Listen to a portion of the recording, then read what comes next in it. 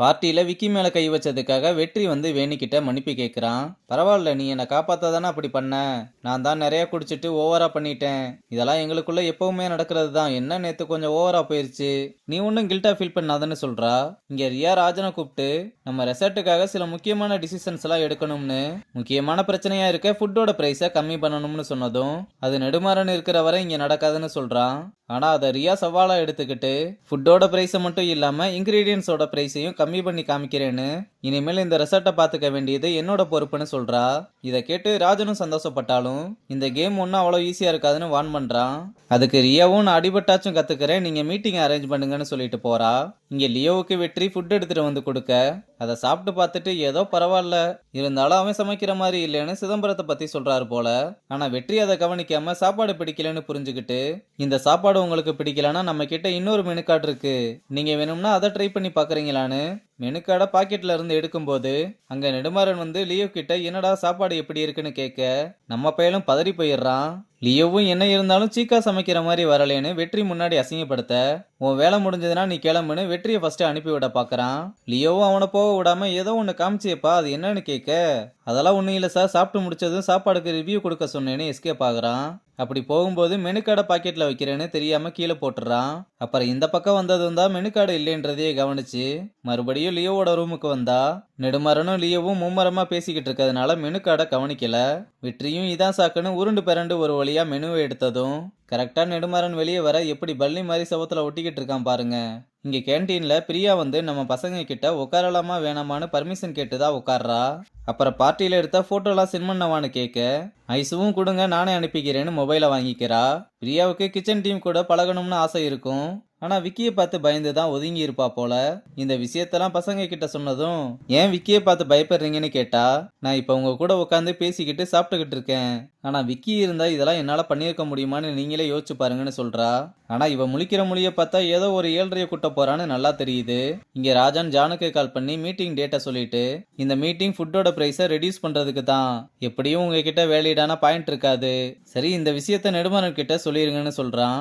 அப்புறம் ஜானு வந்து நெடுமாறன் கிட்ட விஷயத்த சொன்னா, எத்தனை தடவை இதை பத்தி மீட்டிங்ல பேசுவானுங்க, நான் வர்றேன், ஆனா இந்த தடவை இன்வெஸ்டர்ஸ் எல்லாம் என்ன கதியாக போறாங்கன்னு பாரு, மறுபடியும் என்ன அவனுங்க கூப்பிடுறதுக்கே யோசிக்கிற அளவுக்கு பண்றேன்னு சொல்றான். இங்க நம்ம பாண்டி ஹாயா நடந்து வந்துகிட்டு இருக்கும்போது விக்கி எதிரில வந்து, உக்காளி நீதாண்டா அன்னைக்கு என்ன பார்த்து சிரிச்சேன்னு கேட்க, அது நான் இல்லை எங்க அப்பான்னு ஒரே ஓட்டமா ஓடி நம்ம வெற்றி சிக்கனை வச்சு ஏதோ ஒரு டிஷ்ஷை பண்ணும்போது உள்ள வந்து மூச்சுவாங்க.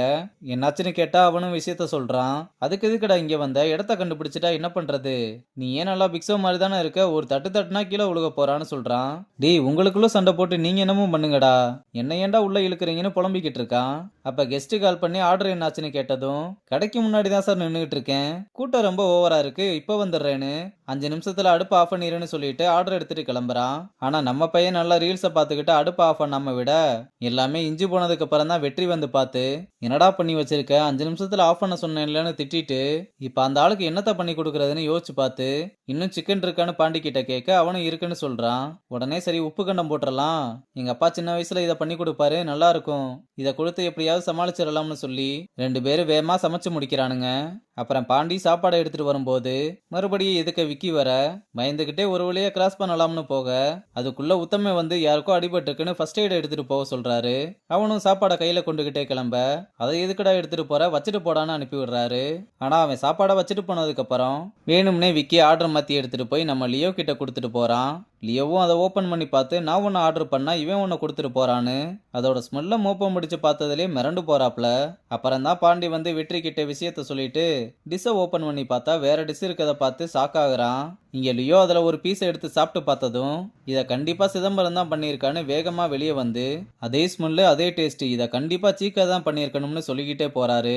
இதை பாண்டியும் பார்த்து தப்பா புரிஞ்சுக்கிட்டு வெற்றிக்கு கால் பண்ணி, போச்சுடா நம்ம மாட்டிக்கிட்டோம், கெஸ்ட் நம்மளை கம்ப்ளைண்ட் பண்ண போறாரு, இப்படி டிஷ்ஷை போய் மாத்தி கொடுத்துட்டியடா, எல்லாம் முடிஞ்சு போச்சுன்னு விக்கி மாத்தி கொடுத்ததை வெற்றி தான் மாத்தி கொடுத்துட்டான்னு நினைச்சு சொல்லிக்கிட்டு இருக்கான். இங்க லியோ விறுவிறுன்னு நேரா கிச்சனுக்குள்ளேயே வந்து சீக்கா எங்கன்னு விசாரிக்க, இது செஃபோட பிளேஸ்னு அவரை வெளியே கூப்பிட்டு வந்து இங்க நீங்கலாம் வரக்கூடாதுன்னு சொல்லிக்கிட்டு இருக்கும்போது நெடுமாறன் அங்க வந்ததும், டேய் சீக்கா பண்ண டிஷ்ஷை நான் டேஸ்ட் பண்ணி பார்த்தேன். அவனை கூப்பிடு நான் பார்க்கணும்னு சொல்றாரு. ஆனா நெடுமாறன் அப்படியெல்லாம் இங்க யாருமே இல்லைன்னு லியோவுக்கு யாரு ஃபுட்டு டெலிவரி பண்ணதுன்னு கேட்டு அவங்கிட்ட என்ன ஏதுன்னு விசாரிக்க சொல்லி ஜானை அனுப்புறாரு. அவரும் விடாம நான் இப்பதான்டா சீக்காவோட ஃபுட்டை டேஸ்ட் பண்ணி பார்த்தேன்னு சொல்லிக்கிட்டு இருக்க. நான் ஏன்டா உன்கிட்ட போய் சொல்லணும், அப்படி யாருமே இல்ல. நம்ம எதனால அப்புறம் பேசிக்கலாம், நீ ஃபர்ஸ்ட் இங்க இருந்து கிளம்புன்னு அனுப்பி விடுறாரு. இந்த பக்கம் வெற்றி என்ன பண்றதுனே தெரியாம முழிச்சுக்கிட்டு இருக்கதோட இந்த எபிசோட முடிச்சிருக்காங்க.